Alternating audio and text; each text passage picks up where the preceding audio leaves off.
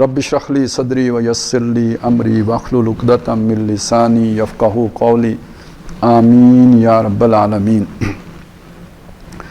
سورہ حدید ہم پڑھ رہے ہیں اور اس کی دوسری آیت زیر مطالعہ ہے، اور گزشتہ نشست میں یہ بات سامنے آ چکی تھی کہ قرآن مجید نے جو اللہ تعالیٰ کا تعارف کرایا ہے اس میں اللہ کی بادشاہی کو بتکرار بیان کیا ہے، متعدد بار بیان کیا ہے اور اعادے کے ساتھ دورا کے بیان کیا ہے۔ دوسری بات یہ سامنے آئی تھی کہ مختلف اسالیب میں بیان کیا ہے، یعنی جو اللہ تعالیٰ کے لیے عام طور پر الفاظ مستعمل ہیں کہ وہ رب ہے، رب السماوات والارض ہے، الہ ہے، تو الہ اور رب بھی اصل میں بادشاہی کے ہم معنی الفاظ ہیں، اور اس کی مثال یہ ہے کہ جیسے بادشاہ حکم دیتا ہے تو ایسے ہی الہ کا لفظ حاکم کے لیے استعمال ہوا ہے قرآن مجید میں، اور یہاں تک کہ انسانی خواہش کو بھی اس کا حاکم بتلایا گیا ہے کہ اگر انسان اپنی خواہش کے مطابق چلنا شروع کر دے تو گویا اس نے اپنی خواہش نفس کو اپنا حاکم بنا لیا ہے اور الہ بنا لیا ہے۔ اسی طرح رب کا معنی بھی جو قرآن مجید میں اس معنی میں استعمال ہوا ہے کہ جس کا حکم چلتا ہو، جس کی بات مانی جاتی ہو، جس کا قانون چلتا ہو، یعنی حاکم کے معنی میں، جو بادشاہ کا معنی ہے اسی معنی میں ان اسالیب میں بھی استعمال ہوا ہے۔ اور اسی معنی میں فرعون نے کہا تھا کہ انا ربکم الاعلیٰ، ظاہر ہے اس نے اس معنی میں نہیں کہا تھا کہ تم نے میری پوجا کرنی ہے، اور اس معنی میں نہیں کہا تھا کہ تم نے میری پرستش کرنی ہے، اس نے اس معنی میں کہا تھا تم نے میرا حکم ماننا ہے۔ پھر یہ بات بھی ہمارے سامنے آ گئی کہ جو مالک کا لفظ ہے اور جو قرآن مجید میں بہت جگہوں پہ اللہ تعالیٰ کی ملکیت کا دعویٰ کیا گیا ہے، تو وہ ملکیت کا تقاضا بھی در حقیقت جو شے آپ کی ملکیت ہے وہ آپ ہی کو فائدہ پہنچانے کے لیے ہوتی ہے۔ ایسا نہیں ہے کہ مرغی آپ کی ہو اور انڈا جا کے کسی اور کی جو ہے نا وہ گھر میں دے، تو وہ، اور یا یہ کہ گائے بھینس آپ کی ہو اور اس کا فائدہ کوئی اور اٹھائے، تو جس کی ملکیت ہے اس پر حکم بھی اسی کا چلے گا کہ جس کی وہ ملکیت ہے، تو ملکیت جس کی ہوتی ہے تو حکم بھی اسی کا چلتا ہے۔ یعنی یہ بھی ایک بات، یعنی ملکیت کے مقابلے ہی میں مملوک کا لفظ آتا ہے، یعنی جو شے آپ کی ملکیت میں ہے وہ آپ کی مملوک ہے اور آپ اس کے مالک ہیں، تو جو مالک ہوتا ہے تو حکم وہی دیتا ہے، اسی کے، یعنی اسی کا تقاضا ہے کہ وہ اس کا حکم مانا جائے، تو حاکم بمعنی مالک، یہ بھی الفاظ جو ہے وہ مل گئے۔ اچھا، اسی طرح جو مالک ہے اس کی ذمہ داری ہے کہ وہ حفاظت کرے اور اس کی ذمہ داری ہے کہ وہ کفالت کرے، تو مالک کی ذمہ داری ہے کہ وہ حفاظت بھی کرے اور مالک کی ذمہ داری یہ ہے کہ وہ کفالت بھی کرے، تو یہ چیزیں بھی، یہ ربوبیت کے ساتھ بھی جڑ جاتی ہیں کہ رب کے تقاضے بھی یہی ہیں۔ تو اس اعتبار سے یعنی اسی ایک بات کو متعدد اسالیب میں قرآن مجید میں بیان کیا گیا ہے۔ اب اس کے ساتھ جو ایک چیز اور جڑ کے آئی تھی وہ جو یہاں پہ آئی، یحیی و یمیت، یعنی وہ مالک ہے وہ، اچھا ایک رہ گیا خالق۔ اچھا، خالق کے ساتھ بھی اس بات کو جوڑ لیں کہ جو خالق ہے، جس نے بنایا ہے، جس نے پیدا کیا ہے، سب سے بڑا حقدار ملکیت کا وہ ہے یا نہیں ہے؟ جب وہ ملکیت کا حقدار ہے تو جس نے بنایا، جس نے پیدا کیا، کیا وہی سب سے بڑھ کر حکم دینے کا حقدار نہیں ہو گیا؟ استحقاق اس کا نہیں ہو گیا؟ تو یہ جو اللہ کے بادشاہ کا تصور ہے یہ اللہ کی ان ساری صفات کے ساتھ جڑ رہا ہے کہ وہ خالق ہے، وہ مالک ہے، وہ رب ہے، وہ الہ ہے، وہ بادشاہ ہے، وہ ملکیت اس کی ہے، اور وہ بادشاہ بھی وہی ہے، ملک بھی وہی ہے، لہو ملک السماوات والارض۔ اب اس کے ساتھ جو اللہ کی جو صفات آتی ہیں ان میں سے ایک یہ بھی ہے، یعنی یہ متعدد جگہوں پہ بادشاہی کے ساتھ یحیی و یمیت جڑ کے آیا ہے، جیسے یہاں پہ ایسے ہی جو ہم اور جگہوں پہ بھی دیکھتے ہیں۔ مثلا ایک مثال سورہ توبہ کی آپ کے سامنے پیش کر رہا ہوں، ان اللہ لہو ملک السماوات والارض یحیی و یمیت، بے شک اللہ ہی آسمانوں اور زمین کا بادشاہ ہے، وہی زندہ کرتا ہے، وہی مارتا ہے۔ اب یہ دیکھیے ایک دیریوں والا تصور ہے، دیریوں والا تصور یہ ہے کہ ان ہی الا حیاتنا الدنیا نموت و نحیا، نہیں ہے ہماری مگر یہ دنیا کی زندگی ہے، ہم خود جیتے ہیں خود مرتے ہیں، وما یہلکنا الا الدہر، اور ہمیں نہیں مارتا، ہلاک نہیں کرتا مگر زمانہ ہلاک کرتا ہے۔ یہ دیریے والے تصور، بے ایمان کا تصور ہے، یہ جو اللہ پر ایمان نہیں رکھتا اس کا تصور ہے۔ اچھا، جو اللہ کے ساتھ شرک کرتا ہے اس کا تصور کیا ہوگا؟ کوئی فلانی دیوی ہے جو مارتی ہے، فلانا دیوتا ہے جو زندہ کرتا ہے، اس کا تصور یہ مشرک ہے۔ لیکن جو دیریہ ہے وہ کیا کہے گا؟ وہ کہے گا نہیں، کوئی بھی نہیں مارتا جلاتا، ہم خود، یہ نیچر ہے، فطرت ہے کہ جب عناصر جمع ہوتے ہیں تو بندہ جو ہے وہ بن جاتا ہے، اور جب عناصر بکھر جاتے ہیں تو بندہ مر جاتا ہے، تو وما یہلکنا الا الدہر، یہ دیریت ہے۔ اس کے مقابلے میں اللہ کو ماننے کا مطلب یحیی و یمیت، وہ بادشاہ ہے تو وہ زندہ وہ کرتا ہے، مارتا وہ ہے، تو وہاں پہ بھی یہی بات آئی، ان اللہ لہو ملک السماوات والارض یحیی و یمیت، یہاں پہ بھی وہی بات آئی، لہو ملک السماوات والارض یحیی و یمیت۔ تو گویا جو یعنی اس سے بڑا بادشاہ کون ہوگا جس کے ہاتھ میں زندگی اور موت کا اختیار بھی ہے. یہی وہ بات تھی جو حضرت ابراہیم علیہ السلام نے نمرود کے سامنے پیش کی تھی کہ میرا رب وہ ہے جو زندہ کرتا ہے اور مارتا ہے. اچھا اس نے یعنی تم یہ کام نہیں کر سکتے، لیکن اس نے ایک ڈھکوسلا بنایا اور اس میں دعویٰ کر دیا انا احیی و امید. تو گویا اس نے یہ انکار نہیں کیا کہ بادشاہ کا یہ کام نہیں ہے کہ وہ زندہ نہ کرے اور زندگی دینا اور مارنا اس کا کام نہیں ہے. اس نے گویا مانا کہ ہاں بادشاہ کا یہ کام ہے کہ وہ زندہ کرے و مارے، تو میں اس لیے بادشاہی کا دعویٰ کر رہا ہوں کہ یہ کام میں بھی کر لیتا ہوں. انا احیی و امید. اب اس کا وہ جواب حضرت ابراہیم علیہ السلام نے دے دیا کہ وہ تو مشرق سے سورج نکالتا ہے، تو ذرا مغرب سے نکال کے دیکھا. فبہت الذی کفر، وہ کافر مبہوت ہو کے رہ گیا. تو گویا زندہ کرنا مارنا یہ بادشاہ کا کام ہے، اور اس پر پورے اترنے والا بادشاہ صرف ایک ہی ہے. جیسے لا الہ الا اللہ، اسی طرح کوئی بادشاہ نہیں ہے سوائے اللہ کے، کیونکہ زندہ کرنا اور مارنا صرف اس کا کام ہے. اچھا یہاں تک اگر آپ بات سمجھیں تو اب میں چاہتا ہوں تھوڑی سی بات اور ہم کھول کے سمجھ لیں، اور اس بات کو ہم سمجھیں خاص طور پہ جو میں نے حوالہ دیا نا سورہ بقرہ کا، جہاں پہ نمرود کا اور حضرت ابراہیم علیہ السلام کا مکالمہ ہوا. اس سے پچھلا رکوع کون سا ہے؟ یہ آیت الکرسی والا رکوع ہے. آیت الکرسی کا جو مقام ہے، مرتبہ ہے، وہ آپ کو اس کا اندازہ ہوگا کہ یعنی اس کو کہا گیا کہ تمام آیات کی سردار ہے یہ جو آیت الکرسی ہے، اور اس کی جو فضیلتیں ہیں جو بھی اس کی بیان کی جاتی ہیں. میں اس وقت اس میں نہیں جا رہا، میں صرف یہ بتا رہا ہوں کہ کتنی فضیلت کی حامل اور کتنی اہمیت کی حامل وہ آیہ مبارکہ ہیں. اس کے ساتھ جو آیتیں جڑ کے آئی ہیں ان کی بھی بڑی اہمیت ہے. اچھا اس سے ذرا تھوڑا پیچھے چلیں، جو اس سے پہلے والا رکوع ہے، اس میں قصہ طالوت و جالوت آیا ہے. اب قصہ طالوت و جالوت کا مطلب کیا ہے؟ ایک اللہ تعالیٰ کی فرمانروائی ماننے والا سپہ سالار ہے. اس نے کہا تھا نا کہ ہمارا لیے کوئی سپہ سالار مقرر کر دو، یعنی بات یہاں سے شروع ہوئی تھی. اذ قال لنبی اللہم ابعث لنا ملکن، ہمارے لیے ملک مقرر کر دو، کوئی سپہ سالار مقرر کر دو، نقاتل فی سبیل اللہ، تاکہ ہم اللہ کی راہ میں لڑیں. اس کے جواب میں نبی نے ان کو کہا ان اللہ قد بعث لکم طالوت ملکا. اب بادشاہ وہ ہے، اس نے مقرر کیا طالوت کو بادشاہ. اس کے مقابلے میں جو کھڑا ہے وہ شیطانی جو وہ ہے رستے پر، جالوت. اب ان کا مقابلہ ہوا، اللہ تعالیٰ نے طالوت اور اس کے لشکر کو فتح یاب کیا. فہزموہم بإذن اللہ، اللہ کے حکم سے انہوں نے ان کو شکست دی، یعنی طالوت کے ساتھیوں نے جالوت کے لشکروں کو شکست دے دی. اب یہ ساری بات جو آگے بات یہ کی کہ نبی آپ اللہ کے رسول ہیں، رسولوں میں سے بعض کو بعض پر اللہ نے فضیلت، یہ باتیں کرنے کے بعد پھر اگلی بات ہے، اور یہ بہت اہم بات ہے، ذرا سوچیں. فرمایا وَلَوْ شَاءَ اللَّهُ مَا اقْتَتَلَ الَّذِينَ مِن بَعْدِهِم مِن بَعْدِ مَا جَاءَتْهُمُ الْبَيِّنَاتُ.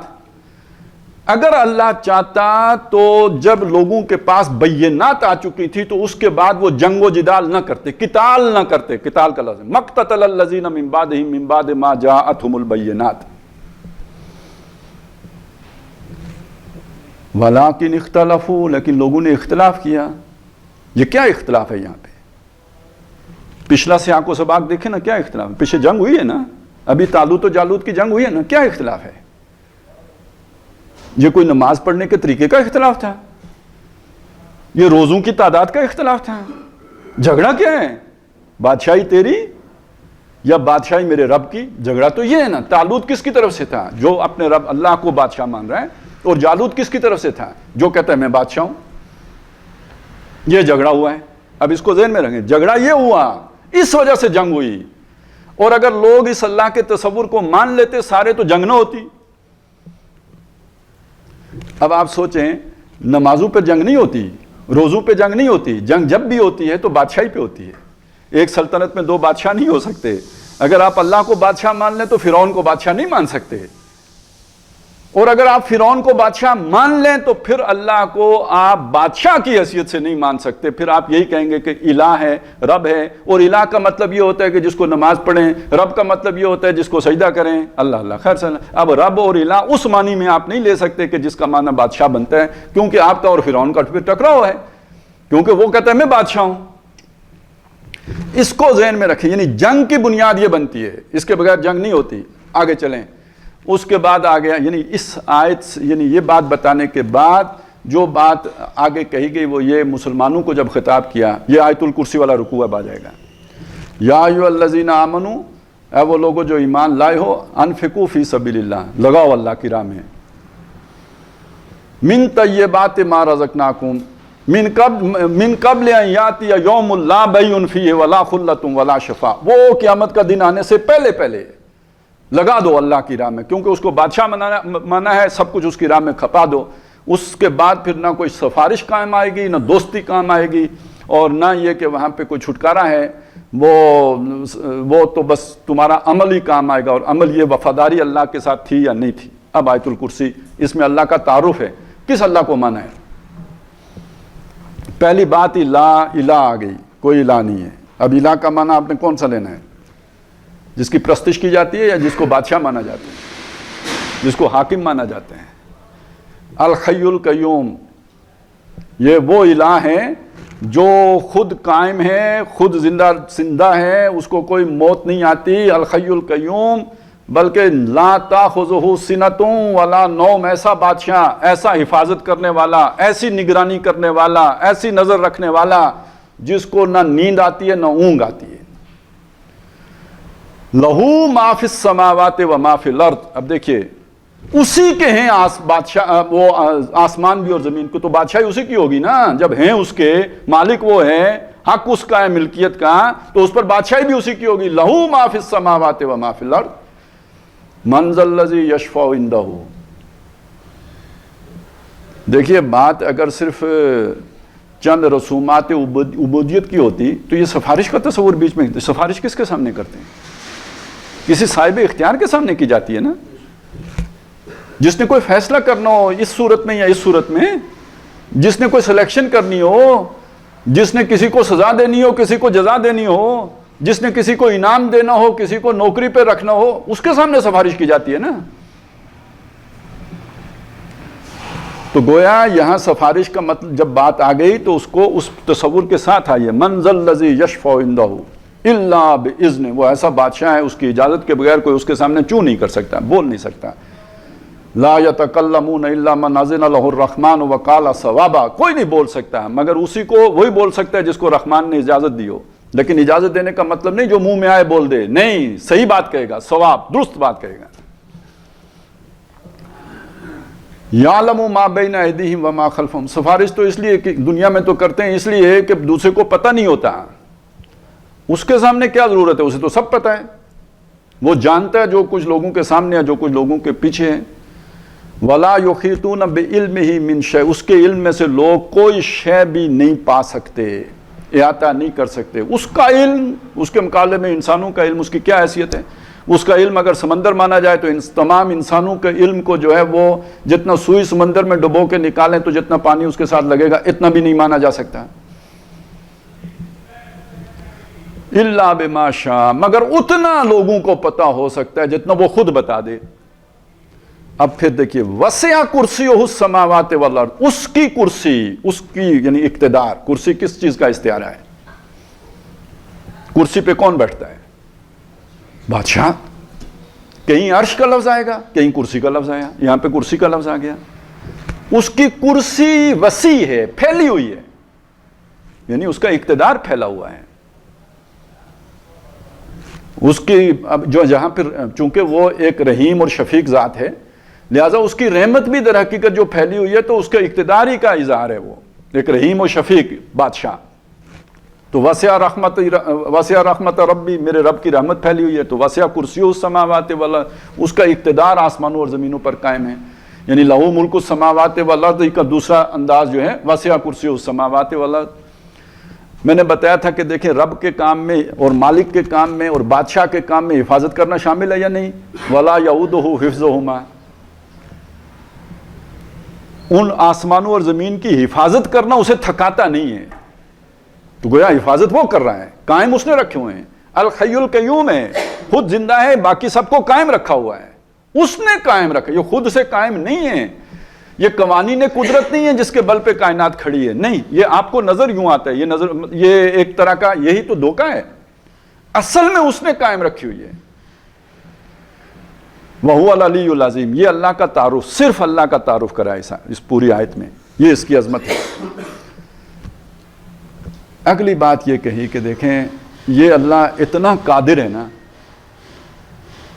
کوئی چرند پرند اس کے حکم سے باہر نہیں ہے، تو انسان کیسے اس کے حکم سے باہر ہو سکتے ہیں؟ دیکھیے بات حکم کی ہے نا، حاکم بادشاہ، اس بادشاہ کے حکم سے باہر کوئی نہیں ہے، لیکن اس نے انسان کو اختیار دیا، جبر نہیں کیا انسان کے اوپر، لا اکراہ فی الدین، انسان کے اوپر اس نے کوئی کراہت نہیں کی، کوئی مجبوری نہیں کی، اسے اختیار دیا، چاہے تو اللہ کی مانے چاہے تو نہ مانے، اما شاکرم و اما کفورا، چاہے تو شکر گزار بنے چاہے تو ناشکرہ بن جائے۔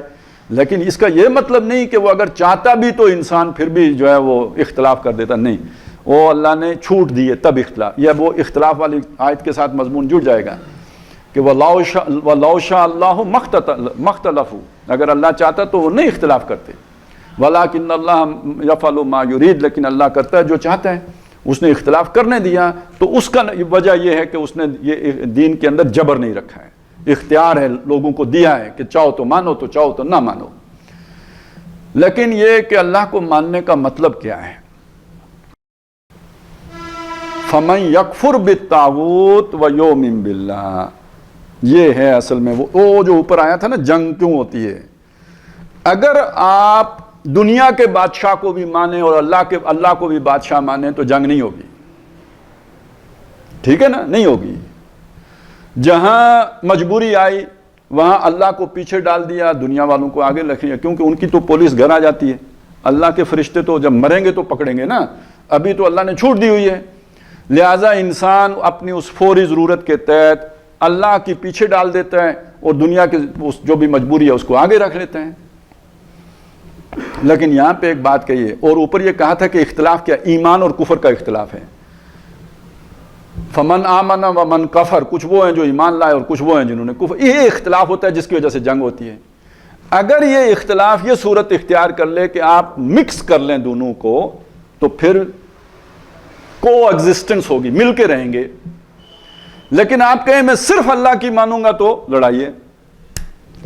اور یہاں آ کے بات یہ کھولی فَمَن يَكْفُرْ بِالطَّاغُوتِ، یعنی جو اللہ کے مقابلے میں بادشاہی کا دعویٰ کرے وہ طاغوت ہیں، جو اللہ کے مقابلے میں حاکم ہونے کا دعویٰ کرے وہ طاغوت ہیں، جو اللہ کے مقابلے میں مالک ہونے کا دعویٰ کرے وہ طاغوت ہیں، جو اللہ کے مقابلے میں رب ہونے کا دعویٰ کرے وہ طاغوت ہے، جو اللہ کے مقابلے میں الہ ہونے کا دعویٰ کرے وہ طاغوت ہے۔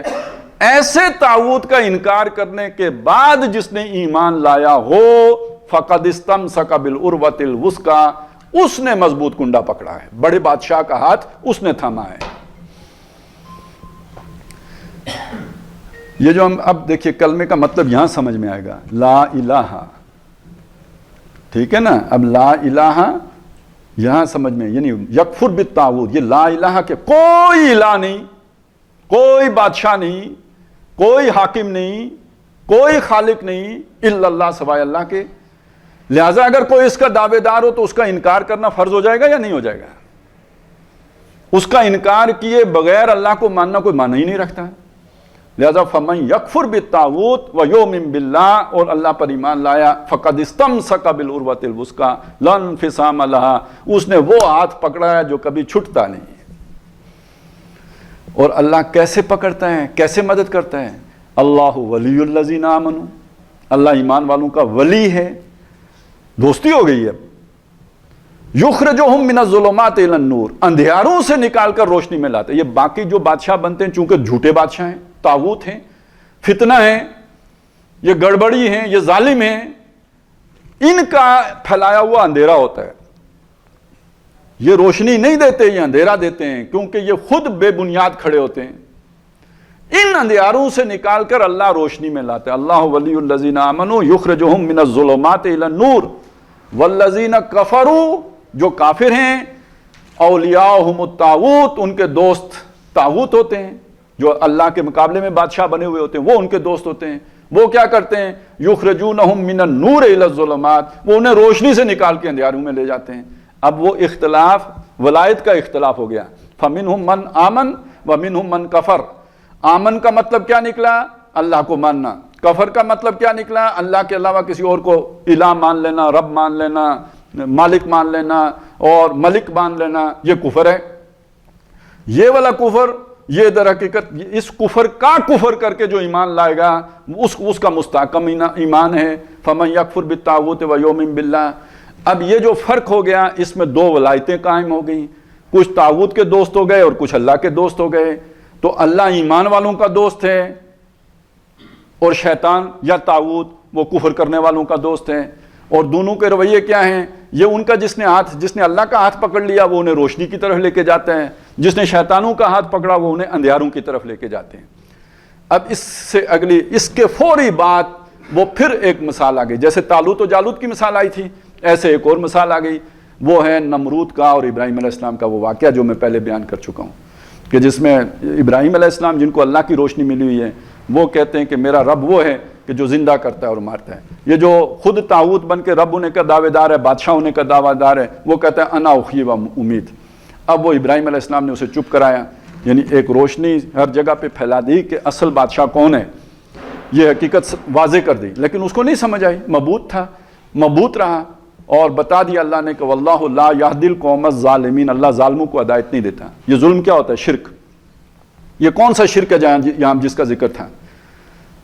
یہ اللہ کی بادشاہی میں اپنے آپ کو شریک کرنا تھا نا، یہ والا شرک تھا جس کا یہاں ذکر کیا.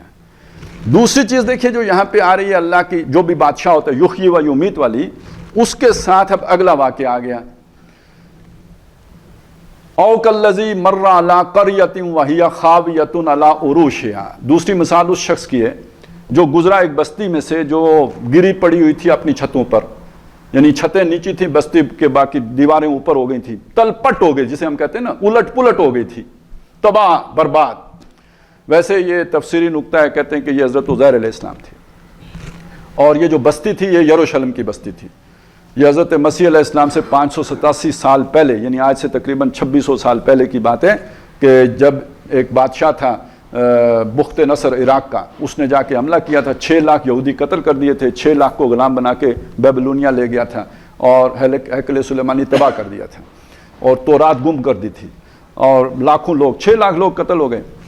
یہ بستی، اب وہ عزیر علیہ السلام آئے، یہ تباہی دیکھی انہوں نے کہا انا یحیی ھذہ اللہ بعد موتہا. اس طرح تباہی آنے کے بعد اللہ اس کو کیسے زندہ کرے گا، یعنی یہ اب کیسے آباد ہو سکتی ہے. فاماتہ اللہ 100 عام، تو اللہ نے ان کو موت دے دی 100 سال کی. ثم بعثہ، پھر اللہ نے انہیں زندہ کیا. یہ پورا عرصہ جو ان پر گزرا، ان کی کیفیت کیا ہوئی؟ اللہ نے پوچھا کم لبثت، کتنا عرصہ سوئے رہے ہو؟ قال لبثت یوما او بعض یوم. ان کا سوچ یہ تھی کہ ایک دن یا دن کا کوئی حصہ. قال بل لبثت 100 عام، بلکہ تم 100 سال سوئے رہے ہو. مارا کس نے؟ زندہ کس نے کیا؟ ٹھیک ہے نا، وہی یحیی و یمیت کا ایک عملی نمونہ سامنے آ گیا. اب اگلی بات بھی یہیں پہ رکی نہیں بات. اللہ نے کہا وانظر الی طعامک و شرابک لم یتسنہ. اپنا کھانا دیکھو جو پکا کے ساتھ لے کے آئے تھے نا، وہ جو روٹیاں پکی ہوئی تھیں، وہ روٹیاں دیکھو، سالن دیکھو، جو پانی ہے ساتھ وہ دیکھو. لم یتسنہ، اس میں کوئی بدبو نہیں پیدا ہوئی ہے، وہ خراب نہیں ہوا ہے، اسے اللی نہیں لگی ہے، اسے کوئی خمیر نہیں آیا ہے، فریش اسی طرح جیسے تم پکا کے لے کے آئے تھے. کس نے 100 سال کھانے کو اسی حالت میں رکھا؟ انا احیی و امیت، الحی القیوم، اس کو قائم رکھا اس کی حالت پر، اس میں کوئی کیمیکل چینج نہیں آیا. اللہ جب چاہے تو قوانین قدرت تبدیل کر دیتا ہے، نہیں تو کیمیکل افیکٹ آنا چاہیے تھا نا اس کے اوپر، نہیں آیا. اللہ نے نہیں چاہا، نہیں آیا. یہ بادشاہ ہے، یہ علی کل شیء قدیر ہے. اگلی سنیں، وانظر الی حمارک. ذرا اپنے گدھے کو بھی تو دیکھو، جس پر سوار ہو کے آئے تھے نا، اس کو بھی دیکھو. وَلِنَجْعَلَهُ آیَةً لِلنَّاسِ، تاکہ ہم بنا دیں اسے ایک نشانی. اس پر پورے حالات گزرے تھے جو 100 سال کسی پہ بیتتے ہیں نا، جیسے یہ جو ہماری جو دنیا کے جو قوانین ہیں اس پر وہ سارے اطلاق ہوا تھا. یعنی وہ ظاہر ہے اب گدھا مرا ہوگا، مر کے اس کے بعد وہ پھولا ہوگا، پھول کے پھٹا ہوگا، پھر اس کے گوشت کو کیڑوں نے کھایا ہوگا. اب وہاں ہڈیوں کا ڈھانچہ رکھا ہوا تھا، صرف ہڈیوں کا ڈھانچہ، باقی گوشت ختم ہو چکا. لہذا فرمایا وانظر الی العظام، اس کی ہڈیاں دیکھو. کیف ننشزھا، ہم ان کو کیسے جوڑتے ہیں، اٹھاتے ہیں، ان کو اٹھاتے ہیں. ثم نکسوھا لحما، اپنی آنکھوں سے دیکھو کیسے ان پر گوشت چڑھاتے ہیں. فلما تبین لہ، جب اس پر یہ بات کھل گئی، یعنی انہوں نے یہ سارا منظر، اس نے چونکہ سوال یہ پیدا ہوا تھا نا ان کے ذہن میں، اللہ اس بستی کو کیسے زندہ کرے گا؟ اب اللہ نے یہ سارے تجربے سے گزار کر جب انہیں دکھا دیا، انہوں نے کہا مجھے آ گئی سمجھ، ان اللہ علی کل شیء قدیر، اللہ ہر شے کر سکتا ہے۔ اس سے اگلا واقعہ آ گیا حضرت ابراہیم علیہ السلام کا، رب ارنی کیف تحیی الموتى، اے میرے رب مجھے دکھا تو مردوں کو کیسے زندہ کرے گا۔ اولم تؤمن، پہلا سوال آیا کیا تو یقین نہیں رکھتا ہے؟ قال بلا، انہوں نے کہا کیوں نہیں مانتا تو ہوں، ولکن لیطمئن قلبی، میں چاہتا ہوں دیکھوں گا دل مطمئن ہو جائے گا۔ قال فخذ اربعۃ من الطیر، اللہ نے فرمایا 4 مختلف قسم کے پرندے لے لو، فصرہن الیک، ان کو اپنے ساتھ ہلا لو۔ پرندے جب ہل جاتے ہیں، مرغی بھی آپ کے ساتھ ہل جائے، بلی ہل جائے، وہ آپ کی آواز بھی سمجھنا شروع کر دیتی ہے، وہ آپ کے اشارے بھی سمجھنا شروع کر دیتی ہے، وہ آپ کے ساتھ پرندے چلنا بھی شروع کر دیتے ہیں، تو ذرا ان کو اپنے ساتھ ہلا ملا لو۔ جب وہ ہل جائیں انہیں ٹکڑے کر دو، ذبح کرو، ان کا قیمہ کر دو، مکس کر دو، مطلب یہ بلبل ہے، یہ کوا ہے، یہ کوئی اور چیز ہے، یہ طوطا ہے، ان سب کو آپس میں قیمہ کر دو۔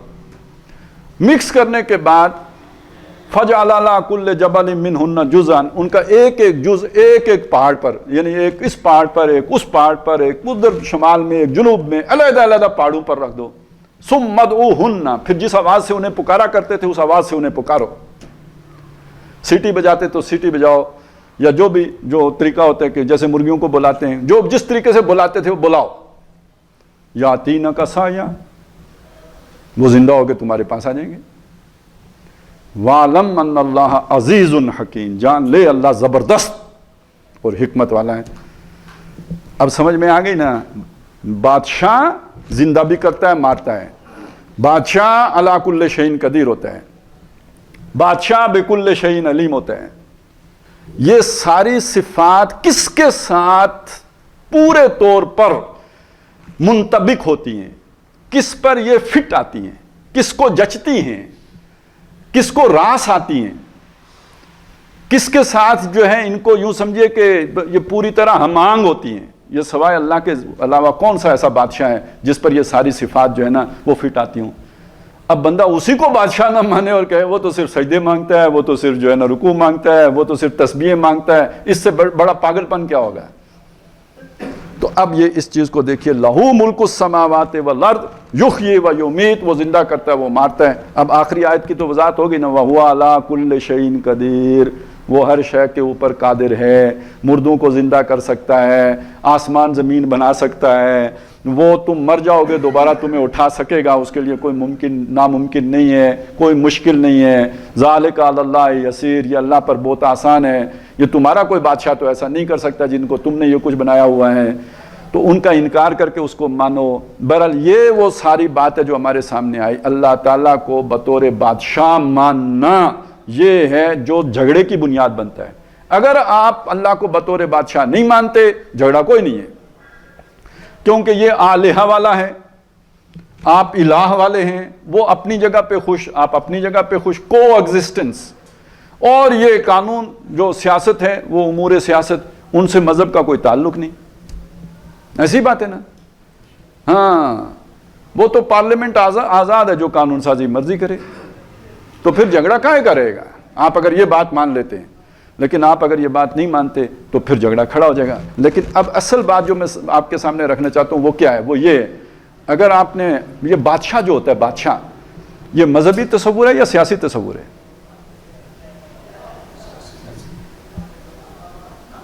بادشاہ جو ایک ذات شریف ہوتی ہے، تو یہ بادشاہت کا تصور پولیٹیکل سائنس کا تصور ہے یا ریلیجن کا تصور ہے؟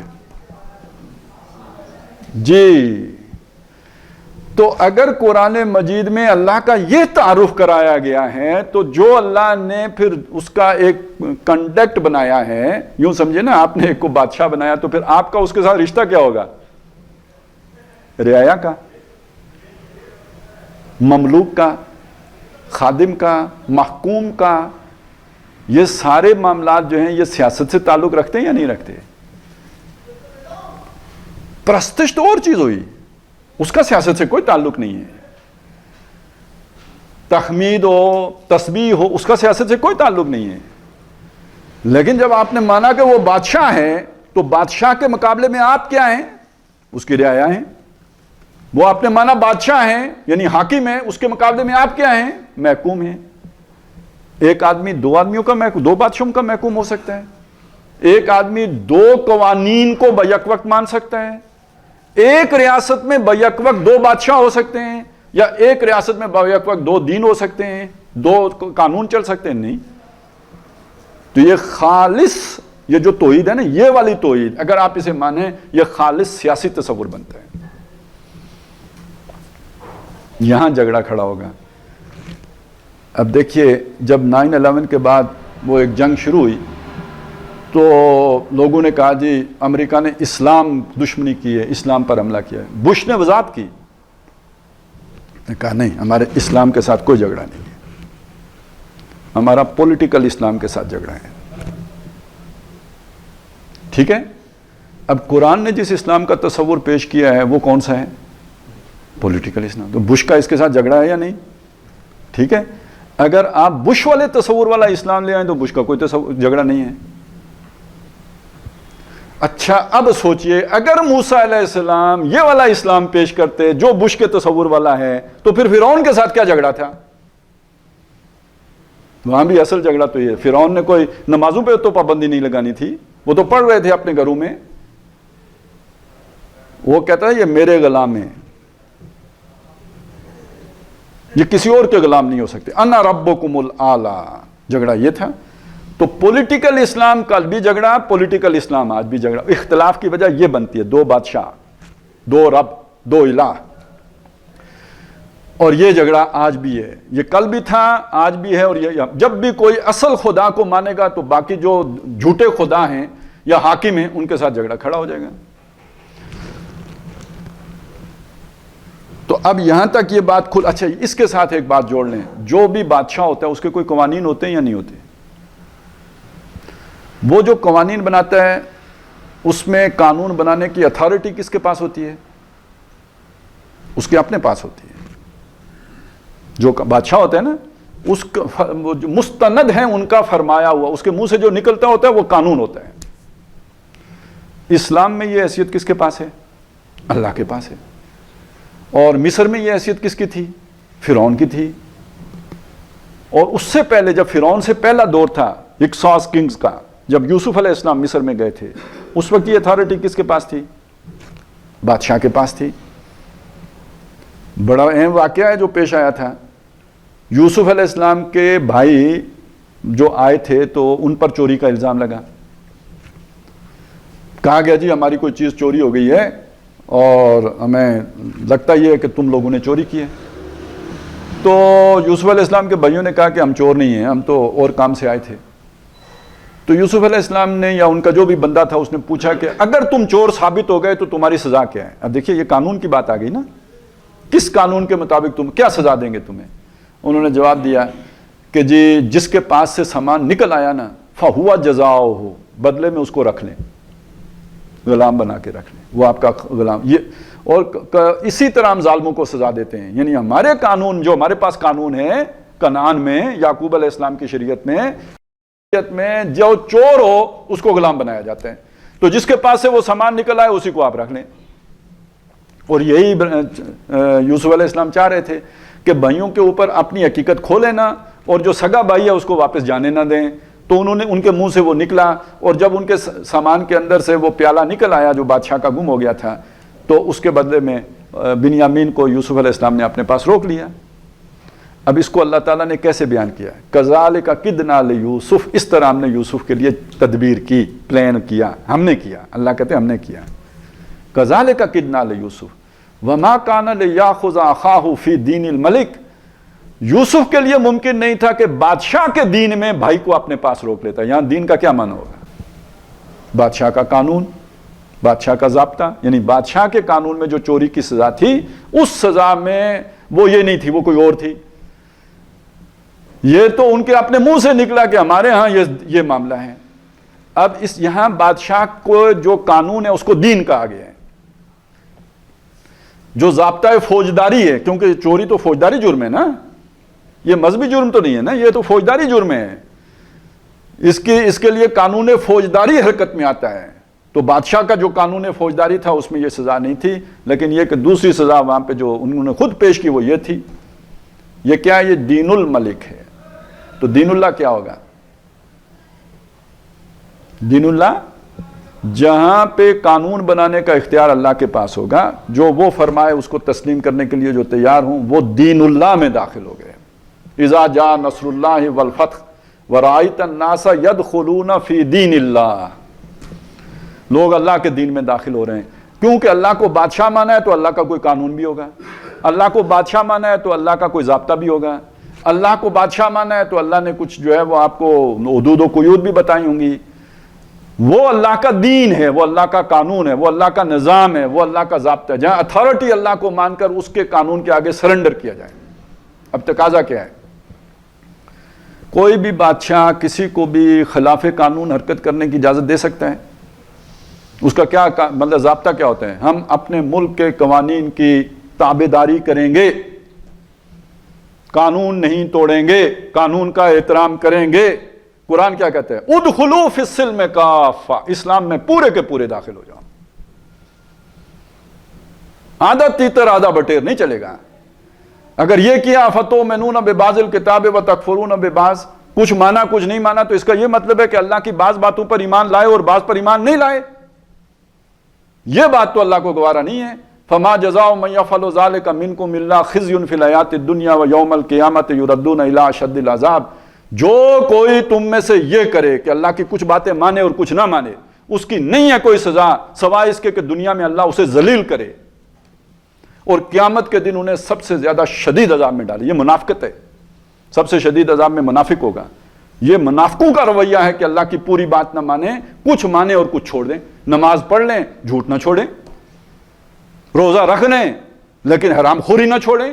سبحان اللہ والحمد للہ.